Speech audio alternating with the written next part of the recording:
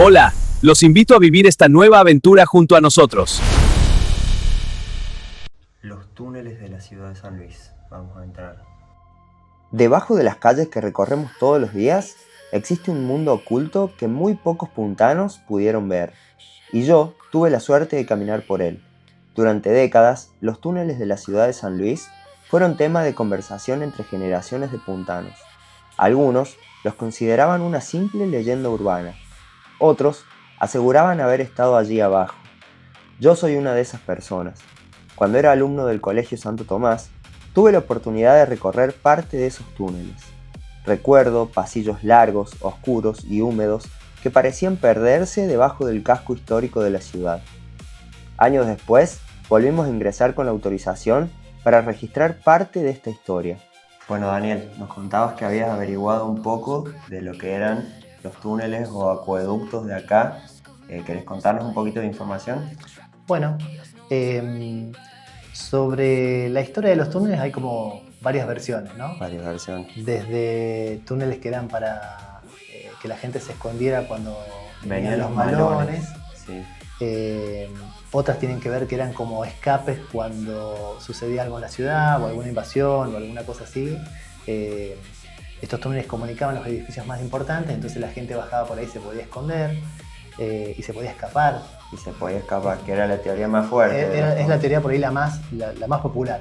Sí, es que la que más llama la atención también. Y es la que más llama la atención. Bueno, hoy en día algunos historiadores, en el caso de Pérez Camargo, por ejemplo, que ha investigado mucho sobre estas cosas, lo que nos dicen es que estos túneles en realidad eran desagües pluviales que conducían el agua desde las zonas más altas de la ciudad hacia el río. Hacia el río. ¿Sí? Y que no cumplían más que esa función. Obviamente quedaron, después la gente, algunos lo empezaron a transitar, a investigar un poquito. Atravesaban toda la ciudad, digamos, llevando todo el agua para el río, también para mantenerla limpia la ciudad, porque estuve averiguando. Y bueno, según cuentan, todavía en algunas viejas casas de la ciudad, cerca de la calle Belgrano, todavía se puede ver el inicio de los túneles que todavía están abiertos. Son túneles más pequeños que luego, a medida que se iban uniendo, iban desembocando en un túnel más grande, que son los que se podían ver antes acá. En este caso, este túnel ya ha sido sellado, pero bueno, tenía más o menos esta altura. ¿Vos has estado ahí? Sí, yo le contaba a Daniel que yo fui alumno acá del Santo Tomás, mi querido colegio, y bueno, cuando era chico nos traían acá de paseo y bajamos con todos mis compañeros y caminamos por lo menos 50, 70 metros en esa dirección. El túnel era grande. Después, bueno, Daniel me contó que por otros problemas lo tuvieron que cerrar por medidas de seguridad. Para nosotros fue una aventura y fue un túnel, porque lo veíamos así, no teníamos idea que es un acueducto ni nada. Y está bueno saberlo. También tenemos historias de lo que hemos averiguado, de que llegaban hasta el rectorado de la Universidad Nacional, pero no tiene nada que ver que estén conectados entre sí, como muchos se rumorean ni nada. Eran acueductos todos individuales que atravesaban la ciudad de norte a sur y llevaban el agua al río. Pero sí, es verdad que es muy emocionante, yo lo caminé y era muy lindo transitarlo.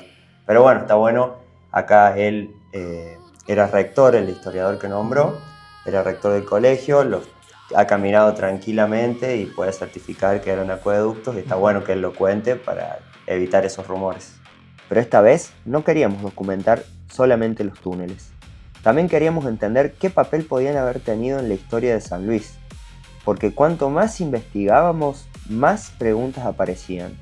La mayoría de los relatos sobre los túneles subterráneos se concentran en el corazón histórico de la ciudad, especialmente en los alrededores de la Plaza Independencia.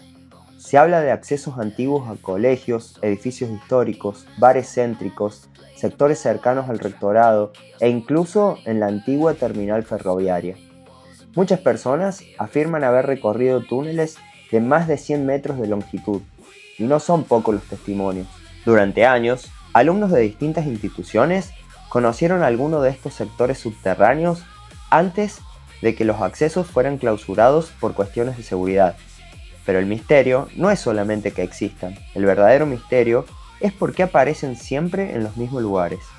Y fue entonces cuando nuestra investigación nos llevó a uno de los edificios más importantes de la historia puntana, el antiguo templo de Santo Domingo, mucho antes de que existiera la ciudad moderna. Este lugar ya era protagonista de la vida religiosa, social y cultural de San Luis. Este templo, esto es lo que se conoce hoy como el Antiguo Templo, donde están los restos. De Gregorio Calderón, del gobernador, tenía un campanario en el frente.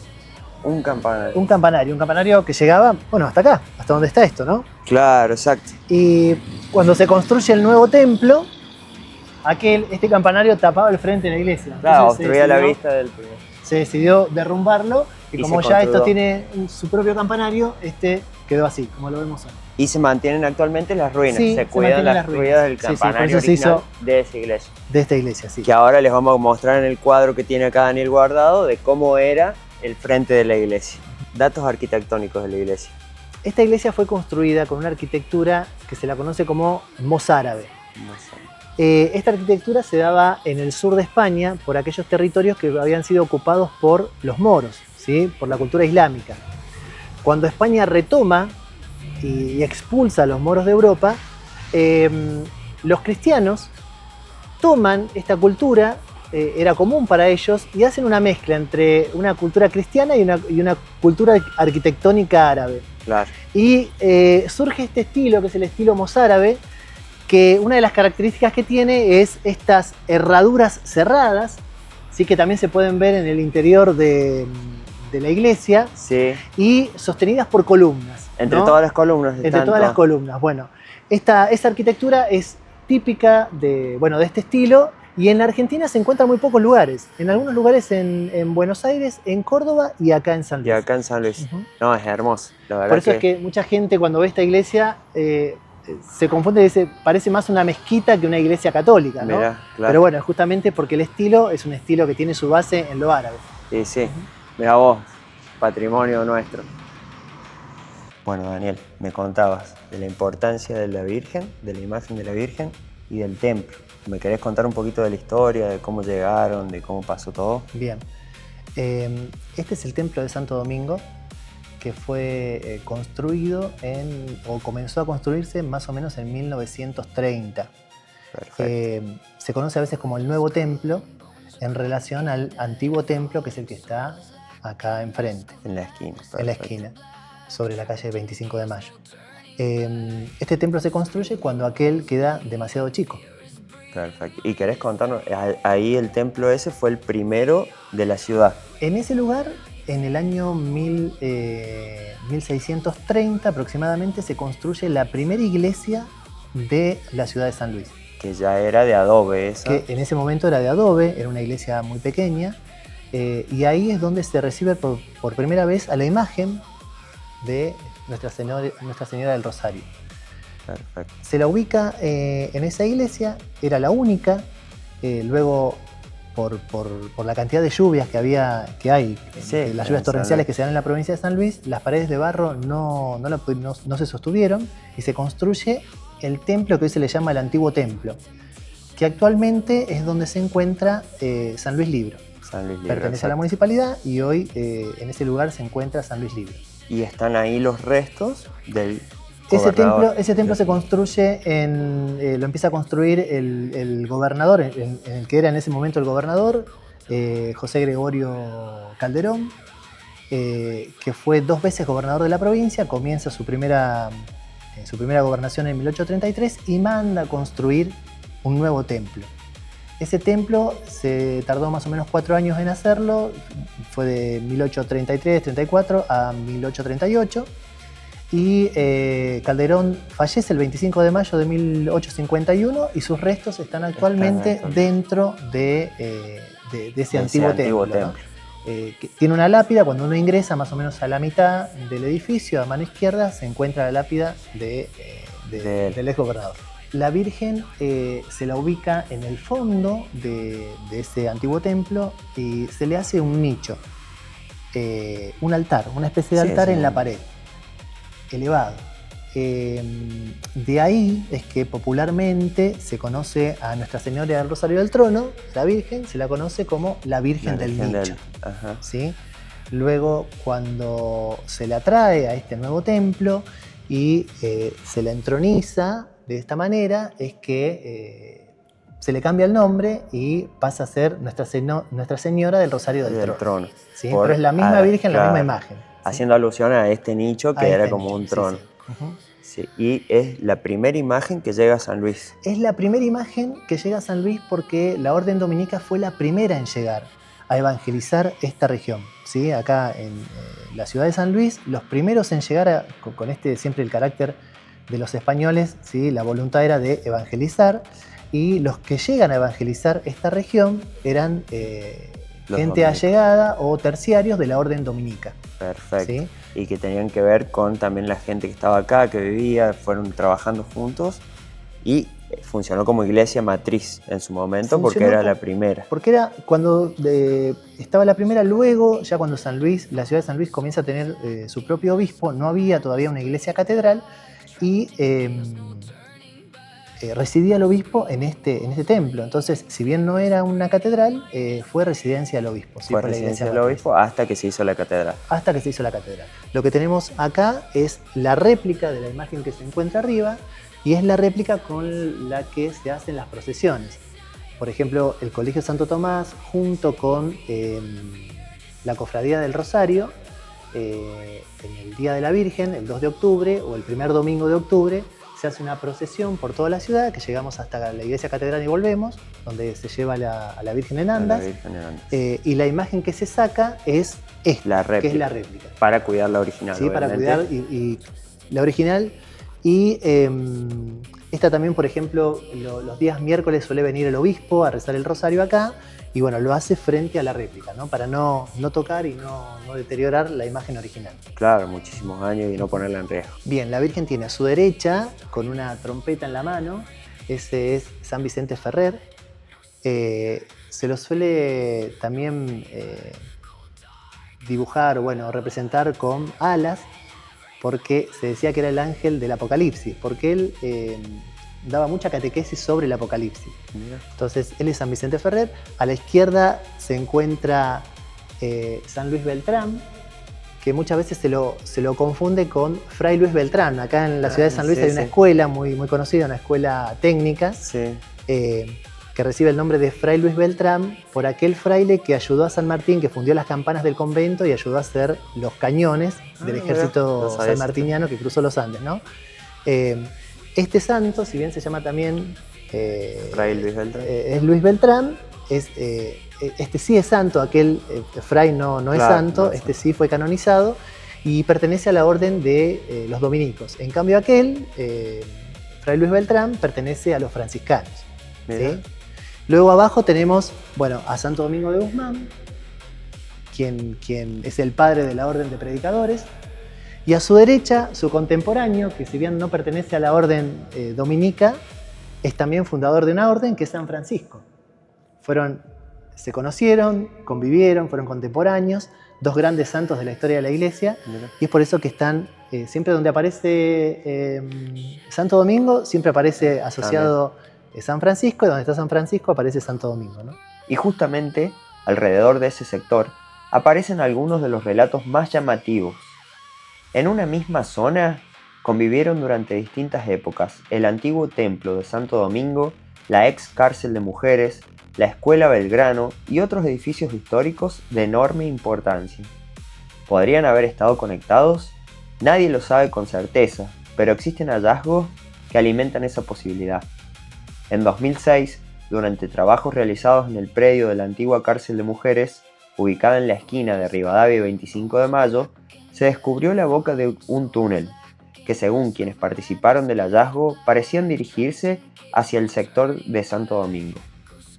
A esto se suman fotografías y testimonios de otras estructuras encontradas en distintos puntos del casco histórico. Incluso, bajo la escuela Belgrano, existen registros de construcciones subterráneas de grandes dimensiones. Y aquí es donde comienzan distintas teorías. Durante mucho tiempo, algunas personas sostuvieron que se trataba simplemente de antiguos acueductos utilizados para transportar agua. Sin embargo, no todos los investigadores coinciden completamente con esa explicación.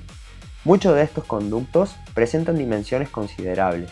Se habla de techos cercanos a los 2 metros de altura y sectores ubicados a más de 5 metros bajo el nivel de la calle.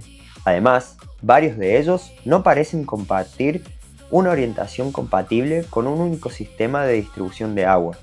Por eso algunos consideran que, aunque ciertos sectores pudieron haber cumplido funciones hidráulicas, otras estructuras podrían haber tenido usos diferentes.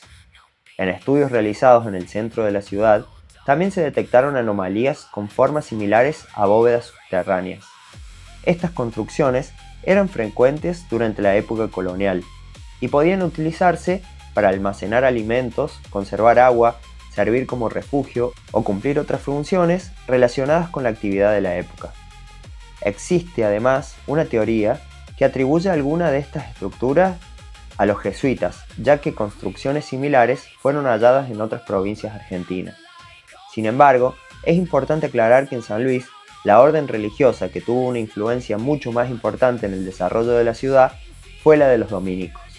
Por eso, hasta el día de hoy, no existe evidencia concluyente que permita atribuir estos túneles a una orden religiosa en particular. La realidad es que todavía quedan muchísimas preguntas sin respuestas. Sabemos que existen estructuras subterráneas, sabemos que muchas personas las recorrieron, sabemos que se concentran en el casco histórico de San Luis y sabemos que aparecen precisamente donde se encuentran algunos de los edificios más importantes en la formación de nuestra ciudad. Lo que todavía no sabemos es para qué fueron construidas. Quizás algunos sectores fueron antiguos acueductos, quizás otros formaron parte de una infraestructura colonial hoy olvidada. O quizás todavía queda una parte de la historia enterrada bajo nuestros pies. Lo cierto es que debajo de la ciudad de San Luis existe un mundo que muy pocas personas tuvieron la oportunidad de conocer, y mientras sus accesos permanezcan cerrados, el misterio seguirá vivo. Porque debajo de San Luis no solamente hay túneles, también hay una parte de nuestra historia que todavía espera ser descubierta.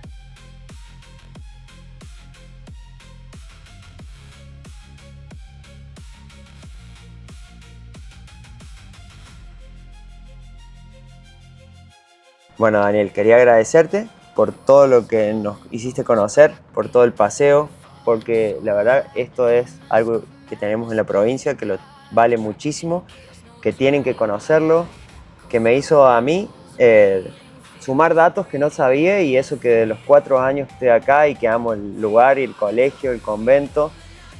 Muchos datos de las ruinas, de los campanarios que no sabía. Bueno, yo sí te hice conocer el tema de los túneles, Sí, esa sí, parte es cierto, Daniel eso no la lo sabía, conocía. fue posterior Daniel, pero sí, un lugar que vale la pena visitar y que vale la pena cuidar, y estaría bueno que se cuide todo esto porque tiene un valor incalculable, así que te agradezco un montón, Daniel. Bueno, muchas gracias a ustedes, ¿eh? Y bueno, bienvenidos cuando quieran. Bueno, muchísimas gracias. Gracias. Que andes muy bien, Daniel. Hasta luego. Hasta luego, nos vemos. Hola, seguinos en nuestras redes para ver más aventuras como esta. Seguinos en Instagram, YouTube y TikTok para más. No te lo pierdas.